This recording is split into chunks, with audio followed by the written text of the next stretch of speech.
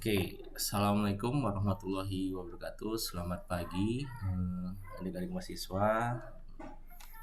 Hari ini saya bakal membawa materi tentang BMC, Business Model Canvas, ya. Jadi Business Model Canvas ini terkait dengan bagaimana kalian bakal membuat model bisnis yang sudah kalian package, yang udah kalian buat di dalam satu bentuk model kanvas yang nantinya itu bakal terlihat atau bakal bisa untuk menilai sebenarnya posisi dari bisnis kita itu posisinya udah sampai di mana. Nah, kenapa harus belajar BMC? Sebelumnya kita udah mempelajari tentang bisnis plan. Nah, bisnis plan itu kan terkait dengan rencana bisnis kita yang mau kita buat. Sedangkan di BMC terkait dengan produk yang udah siap atau produk yang sudah jadi yang bakal kita pasarkan dan bagaimana posisinya di pasaran. Oke, sebentar saya share dulu untuk materi kita hari ini.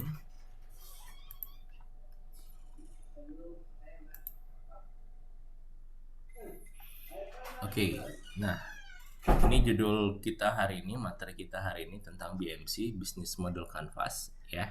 Jadi di dalam Business Model Canvas, ya, nanti bakal kita mempelajari ada 9 elemen dalam membentuk BMC-nya. Nah, sebelum kita mempelajari 9 elemen itu, ya, kita bakal ngebahas dulu sih sebenarnya kenapa ya kita harus mempelajari model bisnis. Apa sih keuntungannya, apa sih kegunaannya, ya. Nah, definisi model bisnis, ya, dapat dipilah menjadi 3 kelompok, yaitu model bisnis sebagai cara. Model bisnis dilihat dari komponen atau elemen-elemen yang nanti bakal 9 elemen tadi. Dan yang ketiga adalah model bisnis sebagai strategi bisnis untuk menentukan bagaimana cara kita untuk bersaing dengan pesaing kita atau kompetitor. Nah, jadi di dalam pembangunan, di dalam atau menyusun model bisnis tadi, ya, bakal ada pertanyaan, apa yang bakal kita tawarkan kepada konsumen atau kepada pasar.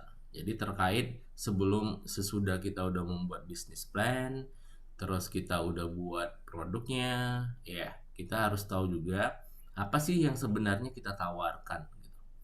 Jadi di dalam model bisnis itu bukan bercerita tentang apa-apa saja yang harus dilakuin, tapi awalnya adalah gimana cara kita menawarkan kepada konsumen atau calon konsumen apa sih sebenarnya yang mau kita tawarkan dari produk.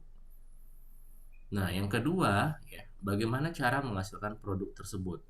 Jadi terkait dengan produksi, terkait dengan bagaimana ya prosesnya. Jangan pula nanti setelah kita mikirkan, oh yang mau kita tawarkan manfaatnya ini. Tapi pada saat ditanya bagaimana cara menghasilkan produknya, ternyata malah tidak ada atau tidak tahu. Atau mungkin bahan bakunya mungkin susah pula didapat. Nah, itu yang harus kita melihat model bisnis itu adalah dilihat dari sudut pandang manapun. Bukan hanya sekedar dari sudut pandang jadi bagian produsen, tetapi bagian konsumen pun harus kita lihat dari sudut pandangnya. Nah, setelah kita udah mengetahui ya menghasilkan produknya bagaimana, jadi kita harus melihat lagi bagaimana cara kita untuk membedakan produk kita sama yang punya pesaing. Jadi mau tidak mau di sini harus ada keunggulan atau keunikan tersendiri dari produk kita. Jadi setelah udah menghasilkan produk, kita juga harus ada langkah strategisnya untuk memilah atau membedakan diri kepada pesaing. Nah, setelah itu baru bagaimana ya caranya untuk menghasilkan uang atau laba. Nah, jadi ada beberapa hal, ada beberapa cara yang harus dilakukan oleh pebisnis untuk menghidupkan atau menghasilkan uangnya atau labanya gimana ya caranya.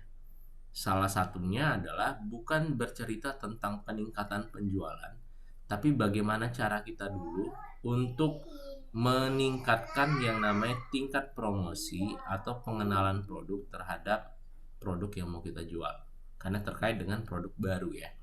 Jadi ya strategi-strateginya apa, strategi pemasarannya bagaimana ya, sampai dengan value-value apa nanti yang bakal kita tawarkan supaya orang mau beli.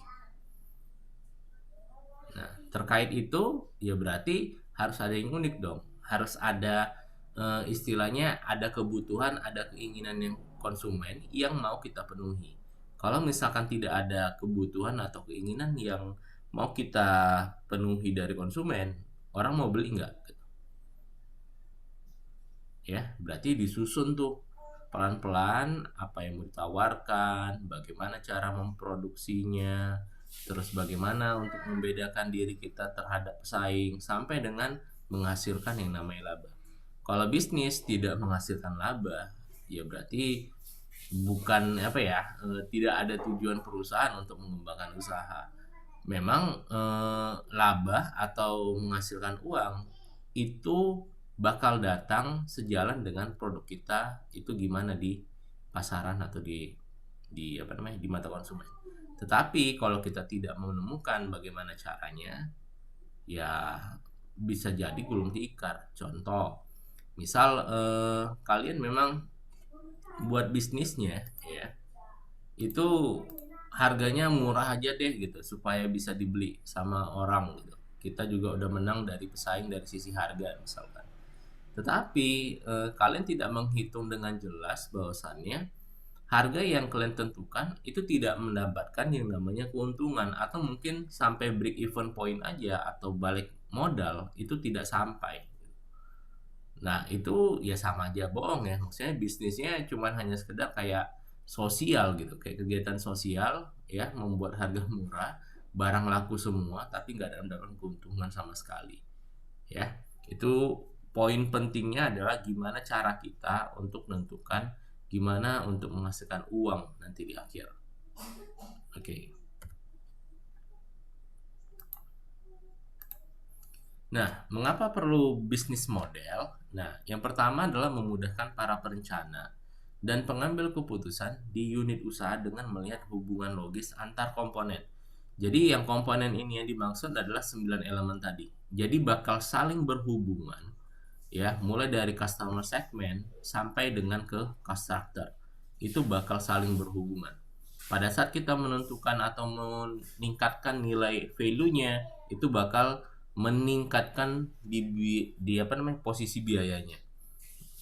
Pada saat kita meningkatkan apa namanya channelnya, terus hubungan atau customer relationship-nya, itu bakal berpengaruh terhadap key research-nya, terhadap yang apa namanya key partnernya ya, dan itu juga bakal berdampak kepada revenue stream atau pendapatan yang bakal kita dapat nanti di ujung.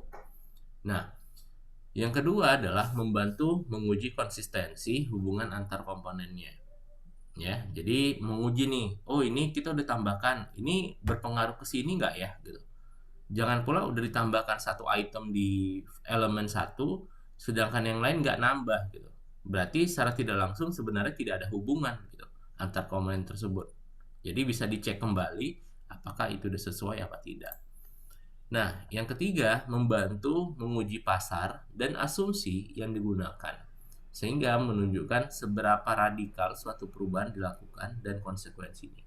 Jadi pada saat kita menentukan penambahan atau mungkin pengurangan dari satu elemen, ya, itu bakal berpengaruh terhadap elemen yang lain. Itulah kenapa bisnis model Canvas itu saling berpengaruh atau saling berhubungan.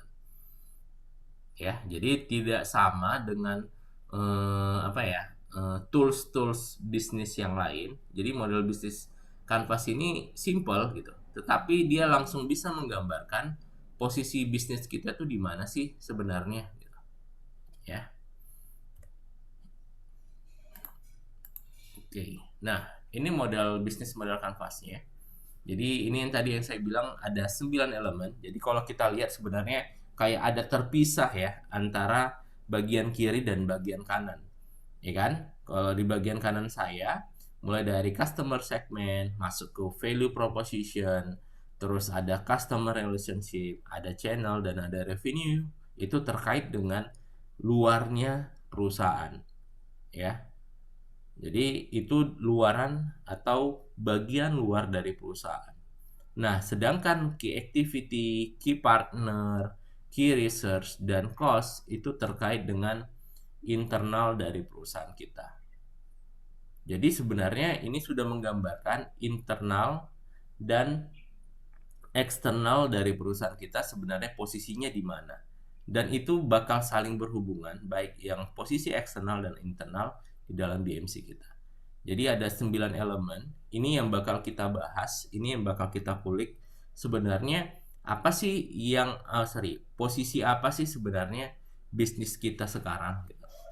Karena bisnis plan kita udah jalanin, terus create produk kita udah siap, terus kita buat expo, kita buat market trainer pada saat eventnya kita juga udah buat gitu. Nah sekarang kan tinggal conclusion sebenarnya posisi kita itu sebenarnya di mana sih? Nah itu bisa kita tuangkan di dalam BMC. Oke.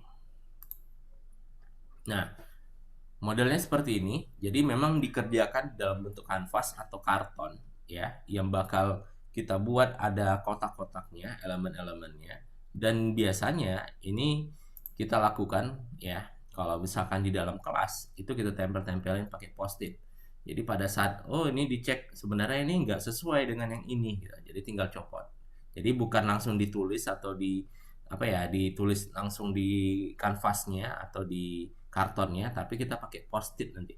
Jadi kerjanya rame-rame, nanti siap itu dipresentasiin ya kan, yang teman-teman yang lain, kelompok yang lain bisa memberikan masukan atau saran, oh ininya cocoknya kayak gini, oh ini cocoknya ini. Jadi ada bakal terjadi dinamika atau perubahan pada saat kalian menyusun BMC sebenarnya bagusnya di mana ya. Sebenarnya tambahan-tambahan yang cocok itu posisinya di mana. Nah, oke. Oke, nah ini yang pertama, elemen yang pertama yaitu customer segment. Nah, jadi customer segment itu adalah komunitas pelanggan atau bisnis yang Anda tuju untuk menjual produk atau layanan Anda. Jadi, posisi di sini ya, kita bisa memilah ya, kita bisa memilah mana sih sebenarnya pihak yang bakal menggunakan jasa atau produk dari organisasi kita atau bisnis kita. Jadi kalian harus udah tahu, kalian harus udah paham sebenarnya customer segment kalian itu siapa. Jangan malah bingung pula, ini bakal siapa ya yang bakal pakai produknya. Ya, jadi jangan bingung pada saat aku mau buat inilah gitu. Tapi pada saat ditanya siapa pelanggannya, waduh nggak tahu. Nah makanya poin pentingnya setelah udah membuat produknya ya, atau sebelum membuat produk, setidaknya kita harus tahu dulu customer segmentnya siapa sih. Nah, yang kedua, mereka berkontribusi dalam memberikan penghasilan organisasi terkait dengan tadi tujuannya ya, untuk menghasilkan laba gitu. Maksudnya di sini mereka berkontribusi memberikan penghasilan, berarti membeli produk kita, ya kan? Nah, yang ketiga, kelompok orang atau organisasi yang dituju oleh perusahaan untuk dilayani gitu. Jadi harus tahu, kita udah tahu tadi pribadi atau individunya gitu ya. Nah, yang ketiga ini kelompoknya yang gimana ya kalau misalkan modelnya model besar gitu. Ya, jadi siapa sih yang bakal dilayani? Perusahaan apa sih gitu. Kalau bidang jasa ataupun maupun bidang produk. Ya. Nah, ada beberapa ragam customer segment. Jadi kalian bisa memilih ya, mau di mana sih segmen kalian? Apakah di pasar terbuka, apakah di ceruk pasar, atau di multi pasar? Nah, pasar terbuka itu lebih umum ya. Dia tidak membedakan segmen pelanggan dan hanya fokus terhadap pelanggan yang memiliki kebutuhan dan masalah yang sama. Fokusnya hanya untuk yang memiliki kebutuhan dan masalah yang sama. Ini biasanya produk-produk good convenience ya, kebutuhan sehari-hari. Jadi beras, gula, garam, minyak ya. Ini kan kebutuhan sehari-hari ya. dan mempunyai masalah yang sama. Kalau nggak makan atau bahan pokok itu nggak ada, jadi masalah gitu loh, ya. Nah, kalau mau main atau melihat masuk ke segmen pasar terbuka, wah ini pesaingnya banyak sekali. Memang harus ada keunikan sendiri atau ada keunggulan apa ya, keunggulan bersaing sendiri kalau misalkan mau masuk ke pasar terbuka. Karena raksasa-raksasa perusahaannya itu udah banyak di sini. Nah, yang kedua adalah ceruk pasar. Nah, ini biasanya perusahaan-perusahaan atau bisnis baru berani atau masuknya ke ceruk pasar. Kenapa? Karena dia mengsegmentasikan kepada pelanggan tertentu saja gitu. Ya, itu yang dilakukan kalau yang besar-besar itu kayak Metro TV, TV One, ya. Terus kalau misalkan kalian punya apa namanya TV berbayar itu HBO hanya terkait tentang film-film box office ya, Fox Movie ya. Terus ada apa namanya Champion Channel ya, ada National Geographic gitu, tentang sejarahnya, tentang hewan-hewan dan sebagainya. Itu kan ceruk pasar ya, hanya bidang tertentu yang bakal ditayangkannya di siaran mereka. Nah, kalian juga bisa ceruk pasarnya ini gitu. Karena dia bakal melayani hanya sekedar pelanggan tertentu aja. Gak akan bakal membedakan sebenarnya yang pengen ini siapa sih gitu.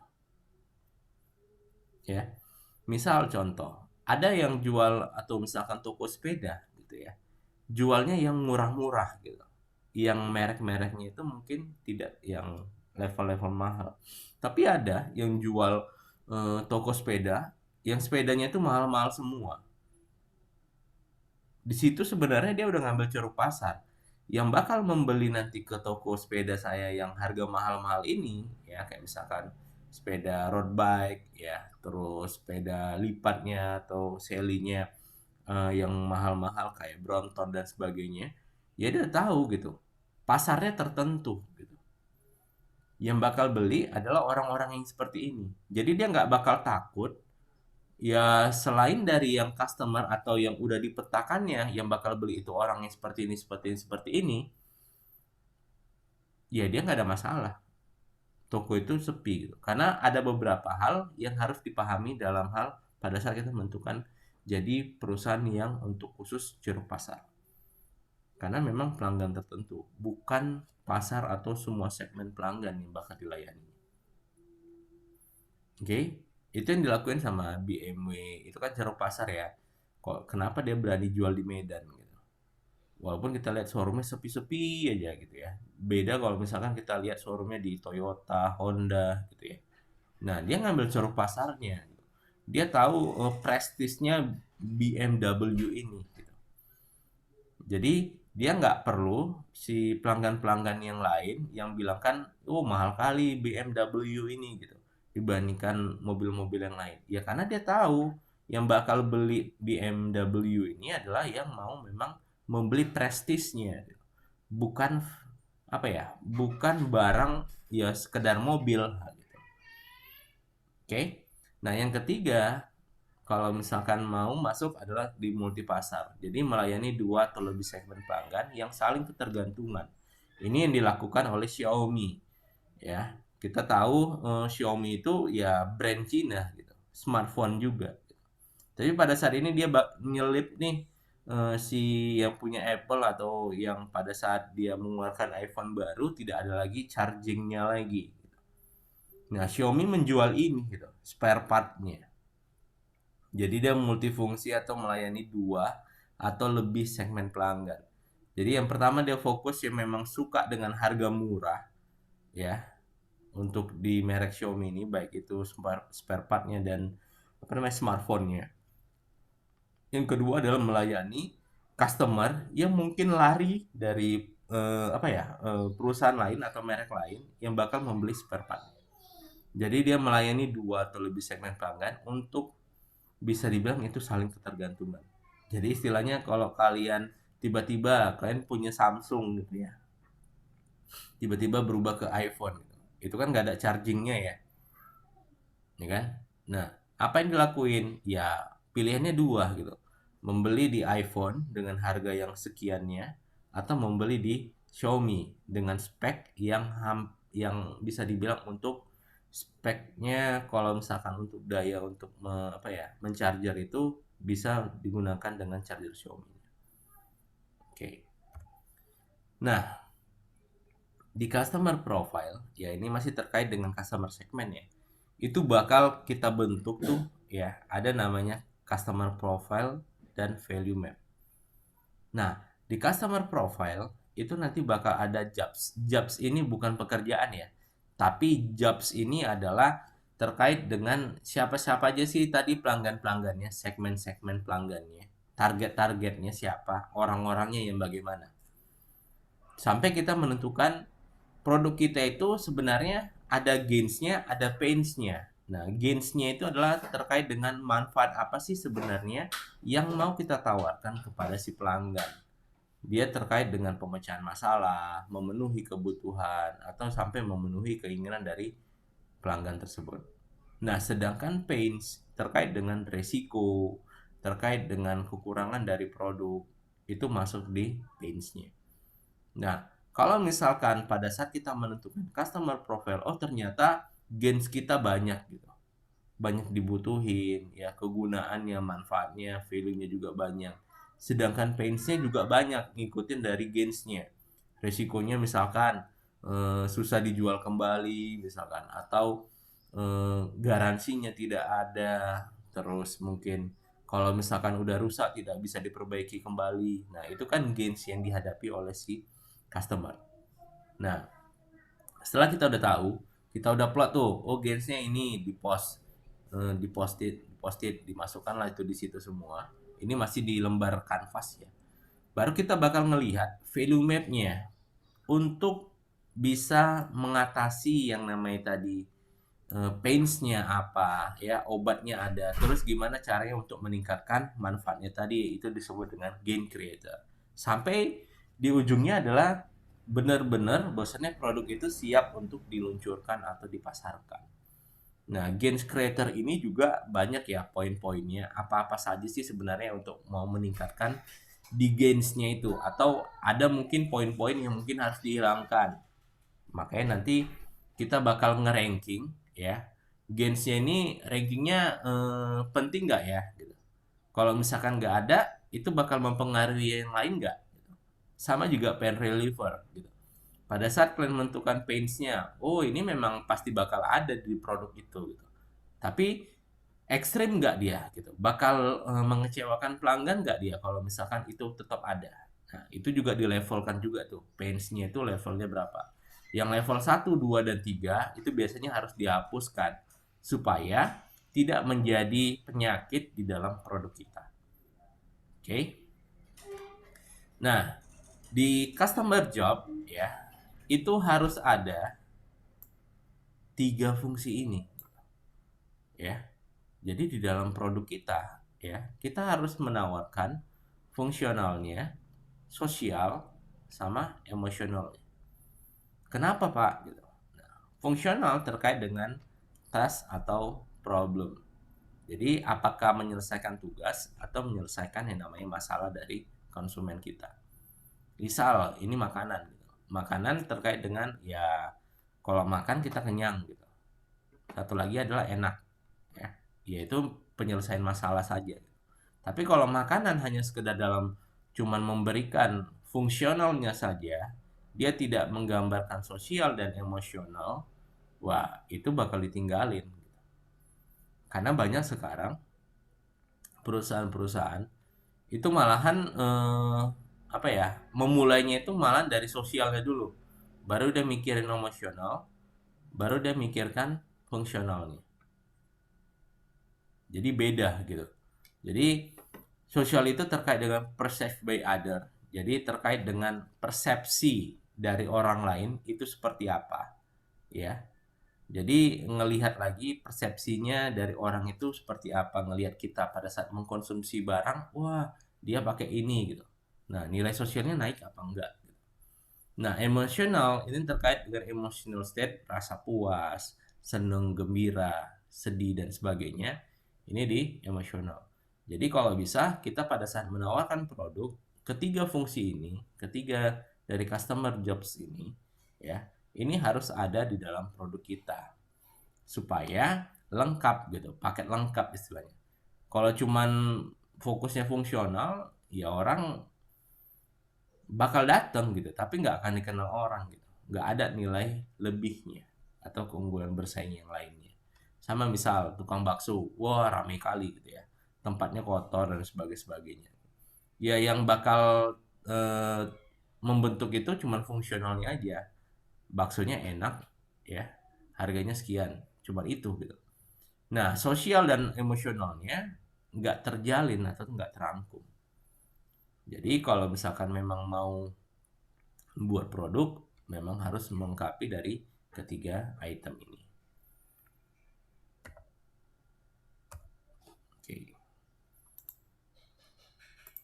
Nah, masih di customer segment ya. Jadi di customer segment ini ada tadi yang saya bilang customer profile. Jadi ada quotes menyatakan ya. Sorry. The right customer understanding can redefine the way you create value. Customer yang benar, customer yang menjadi customer yang benar-benar menjadi customer kalian adalah yang memahami dan apa ya, bisa mengcreate atau bisa melihat sebenarnya apa sih yang udah kalian ciptakan dari sisi manfaat dari produknya. Ya, jadi the right customer understanding can redefine the way you create value. Jadi customer yang benar-benar memahami ya dari produk kalian adalah customer yang memang mendapatkan atau yang bisa menilai value yang udah kalian ciptain. Contoh, kalian jual sepatu basket gitu ya. Tapi yang beli itu misalkan dia nggak menggunain untuk sepatu basket, malahan dia pakai untuk running atau untuk lari, ya kan? Sampai dia komen, wah sepatunya nggak enak gitu untuk lari sama ini, agak agak susah bergerak, nggak apa namanya, nggak sesuai dengan kaki, gitu misalkan. Ya iya gitu loh. Karena yang kalian tawarkan itu adalah sepatu basket yang memang digunakan untuk fungsinya main basket, bukan untuk lari atau bukan untuk jalan pagi santai. Gitu. Berarti yang bakal menilai adalah yang hobinya main basket. Jadi dia langsung tahu sebenarnya value dari sepatu basket ini apa sih? Dia langsung dapat nilainya.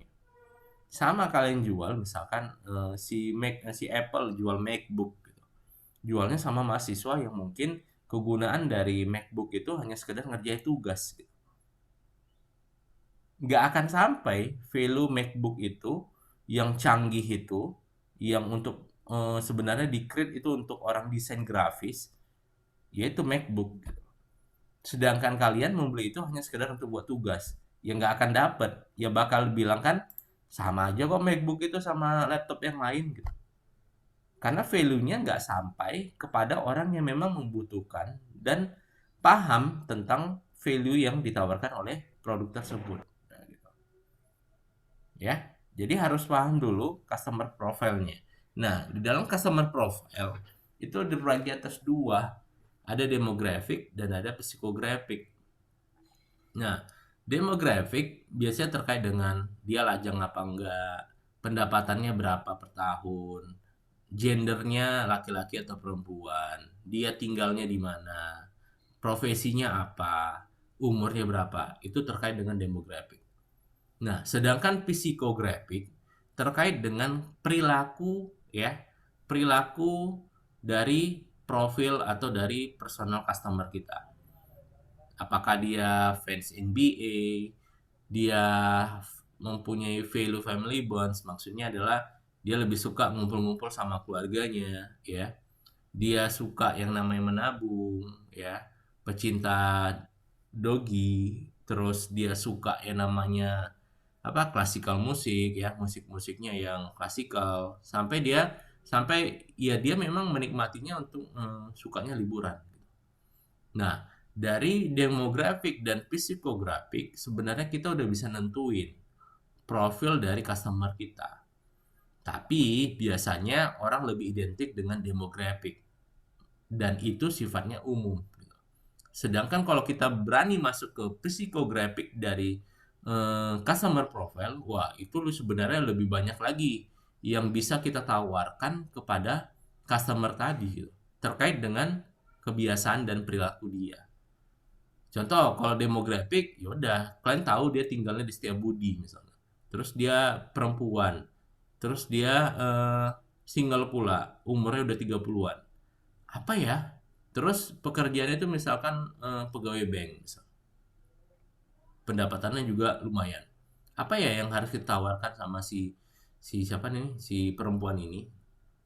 Oh, karena dia lajang ini produknya ini nih.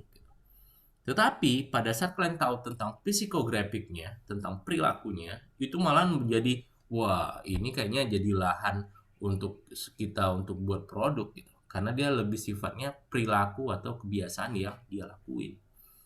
Dan itu lebih gampang lagi kita masuk di dalam produknya. Oke, paham ya? Jadi harus dibedakan customer profile-nya ngambilnya dari demografik atau psikografik. Itu yang harus kita lihat di dalam menentukan customer profile. Oke, nah sampai di sini mungkin pembahasan kita pertemuan tentang BMC ya, tentang customer segment. Posisinya masih sini dulu. Minggu depan kita bakal bahas untuk lanjutan elemen berikutnya ya. Jadi kalau misalkan ada yang mau ditanyakan, silakan. Saya persilakan.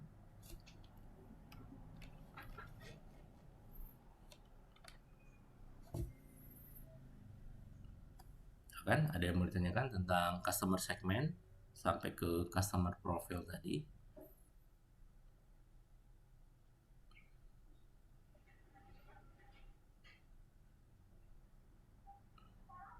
Oke, silakan Nicholas. Selamat pagi Pak, terima kasih atas kesempatan yang diberikan kepada saya. Pak, saya ingin bertanya Pak mengenai customer segment yang multi pasar itu Pak. Ya. Kan Bapak bilang contohnya Xiaomi itu kan menyediakan spare partnya juga Pak.